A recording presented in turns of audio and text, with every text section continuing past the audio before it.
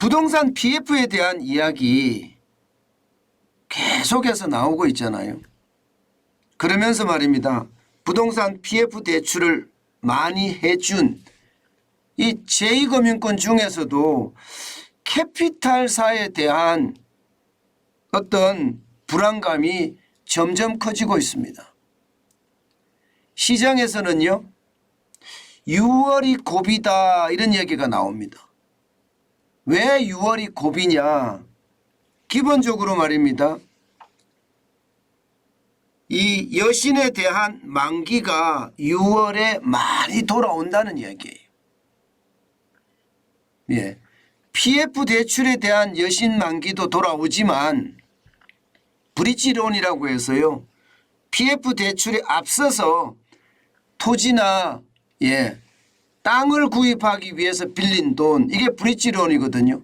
이 브릿지론에 대한 어떤 만기도 6월에 굉장히 많이 돌아온다.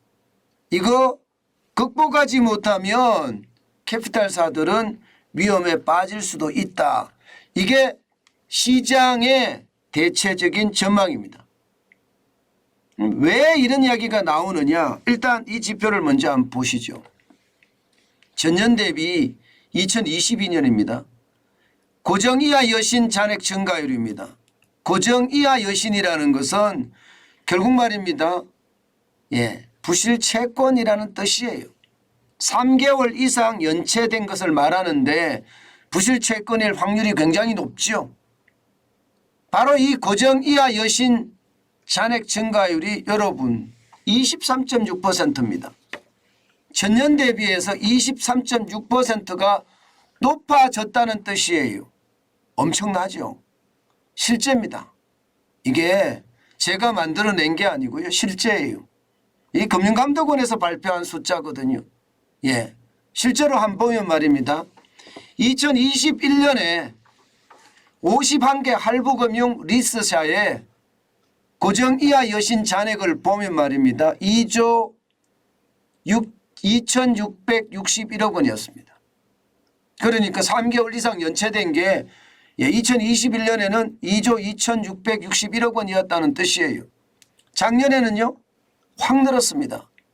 2조 8,009억 원까지 늘었습니다. 증가율이 23.6%예요.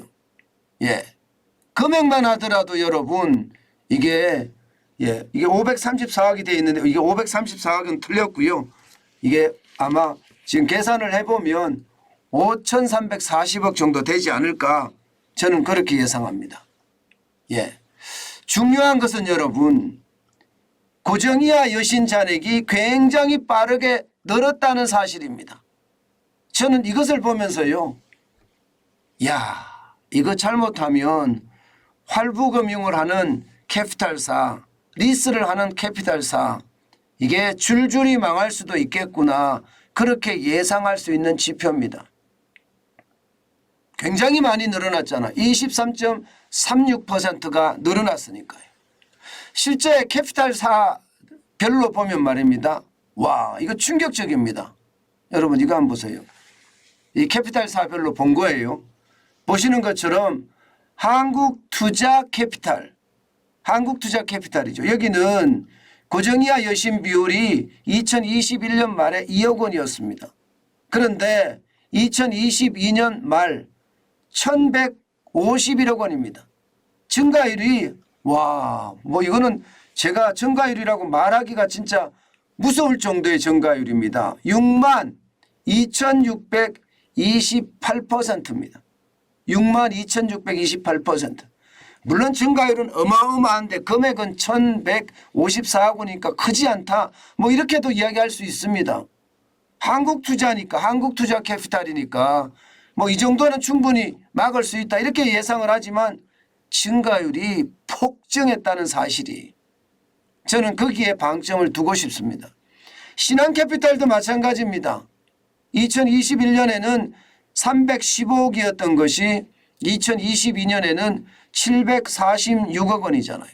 137%가 늘어난 숫자고요. 하나캐피탈도 마찬가지입니다. 587억이 974억 66%가 늘어났고요. 산흥캐피탈은 181억이 259억 43%가 늘어났습니다. KB캐피탈은요 2,075억 원에서 2,947억 원 42%가 늘어났습니다. 굉장히 많이 늘어났죠. 지금 보시는 것처럼 캐피탈사들의 하나같이 고정 이하 여신 비율이 굉장히 늘어난 거예요. 게다가 말입니다. 캐피탈사들의 소속을 보면 KB죠. KB캐피탈은 KB죠. 산업캐피탈은 산업은행이란 뜻이에요. 하나캐피탈은 하나은행, 신한캐피탈은 신한은행, 한국투자캐피탈은 한국투자금융그룹이라는 뜻이거든요. 이렇게 잘 나가고 대형인 기업의 금융계열사 이런 데가 지금 굉장히 나쁘다 이렇게 이야기할 수가 있는 겁니다. 여러분 캐피탈사가 생각했던 것보다가 상황이 나쁘다 이렇게 이야기할 수가 있는 겁니다. 제가 제2금융권이 참 어렵다고 말씀을 많이 드려왔습니다. 그중에서도 저축은행하고 캐피탈사 여기가 굉장히 어려울 거다 하는 예측 진짜 많이 했잖아요. 그런데 실질적으로 이게 부실채권이 계속 늘어난다는 것은요.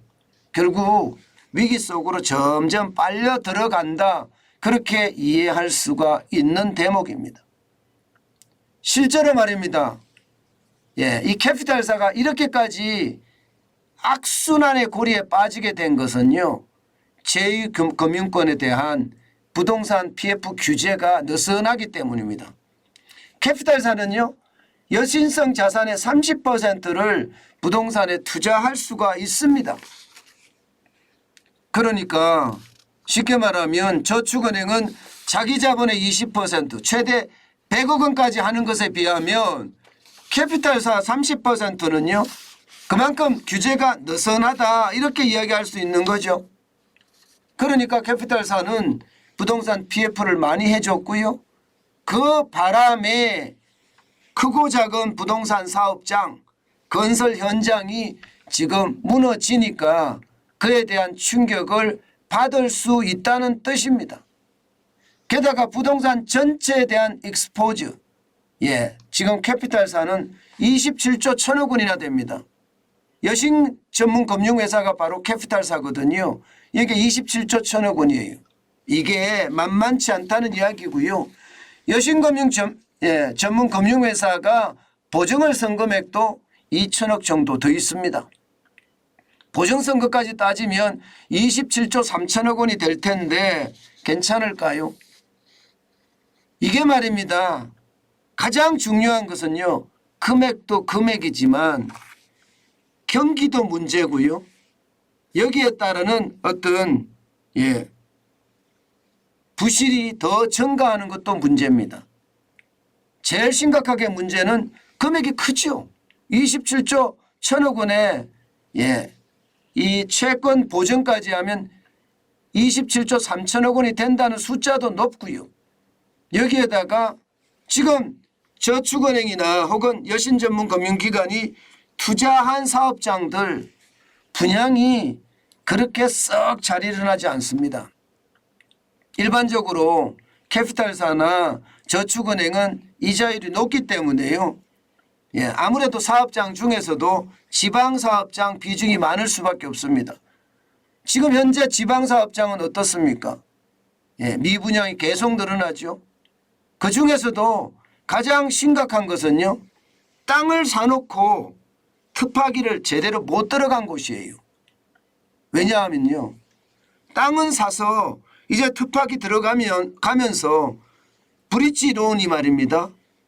본 PF라고 이야기하는 프로젝트 파이낸싱을 해야 하는데 사실 이거를 안 해주고 있거든요. 본 PF로 들어가면 분양이 안 되면 그냥 독박을 쓰게 돼 있으니까 상황이 나빠진다고 이야기할 수가 있습니다. 그러니 캐피탈사들은 돈 갚아라. 이렇게 되니까 지금 건설 현장에서는 어떻게 하든 막아보자. 단기 자금으로 계속 막아가고 있거든요. 본 PF가 이루어지면 이제 어떻게 하겠다 생각을 하는데 사실 땅 사면서 브릿지론을 받았다는 것은 여러분도 알다시피 그 돈으로 부동산 프로젝트를 추진하는 데 돈을 씁니다. 대출 받아서 땅만 사는 게 아니라 그 돈으로 비용도 쓴다는 이야기예요. 그런데 이게 본 PF가 일어나면 이제 그 비용이나 이게 분양하고에 관련이 돼 있는 문제로 넘어갈 수 있는데 그 단계로 넘어가지도 못하고 땅을 사서 터파기도 제대로 못하는 상태에서 지금 고난을 겪고 있다 이렇게 이야기할 수 있습니다. 만약에 여기에 이제 대출 만기 연장에 대한 어떤 상황까지 6월 말에 몰리게 되면 6월 달에 가장 많이 몰린다고 지금 이야기를 하는데요. 전체 PF 대출 중에 30%가 6월에 브릿지론이라고 하는데 30% 가까이가 6월이 만기라고 이야기합니다. 6월이. 그러면 30%만 잡는다고 하더라도요. 27조 천억 원에서는 굉장히 많은 숫자입니다. 이것이 결국은 시장에 굉장히 위험한 시한폭탄은 되지 않을까 하는 그런 두려움이 시장에도 있는 겁니다. 여러분, 지금 상황을 보면요.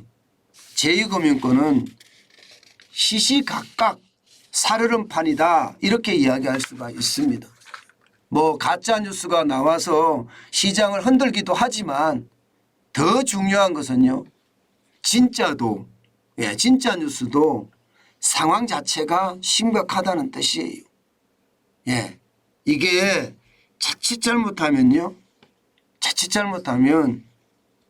이게 쥐레라는 게 하나가 터지면 연쇄적으로 터질 수 있잖아요. 그죠? 그런 연쇄적인 어떤 폭발이 날까 사실은 굉장히 두렵기도 합니다. 뭐 시장에서는요. 캐피탈사의 금액이 얼마 안 되니까 그나마 뭐 충분히 넘어갈 수가 있어 이런 의견도 있습니다. 그렇지만 캐피탈사만 문제가 아니잖아요.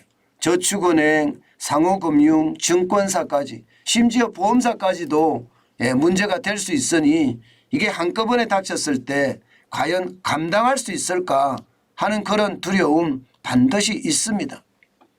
제가 여러분들에게 다시 한번 말씀을 드리는데요. 돈은요.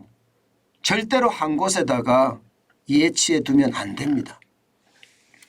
여러 금융기관을 통해서 예금자 보호 한도가 5천만 원이잖아요.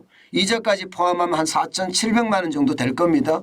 이 정도의 금액은 괜찮지만 나머지는 좀 탄탄한 쉽게 말하면 BIS 자기자본 비율도 8%로 훨씬 초과하는 그러면서 부실채권 비율은 3%보다 훨씬 낮은 여기에다가 유동성 비율이 100%가 넘는 그런 금융권을 이용하시는 게 저는 좋겠다.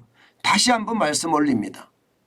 이게 정부가 뭐 가짜뉴스로 많은 사람들이 위기를 선동한다 이야기를 하는데 저는 물론 가짜뉴스가 위기를 선동할 수도 있다고 생각은 해요. 그러나 현실을 말입니다.